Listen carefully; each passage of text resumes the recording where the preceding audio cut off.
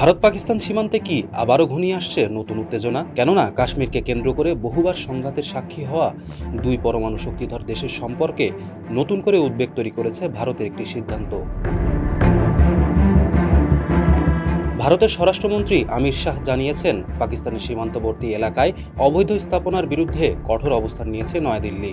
সীমান্তের কাছাকাছি থাকা বাড়িঘর ও স্থাপনার বিরুদ্ধে তার জিরো টলারেন্স বাস্তবায়নের ঘোষণার পর শুরু হয়েছে নানা আলোচনা সমালোচনা।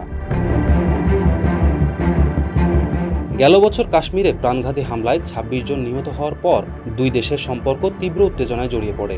ভারত ওই হামলার জন্য পাকিস্তানকে দায়ী করলেও তা অস্বীকার করে ইসলামাবাদ। এরপর বিমান হামলা, ড্রোন অভিযান এবং সীমান্তে গোলাবর্ষণ ঘিরে ৪ দিনের সংঘাতে প্রাণ হারান ৭০ জনেরও বেশি।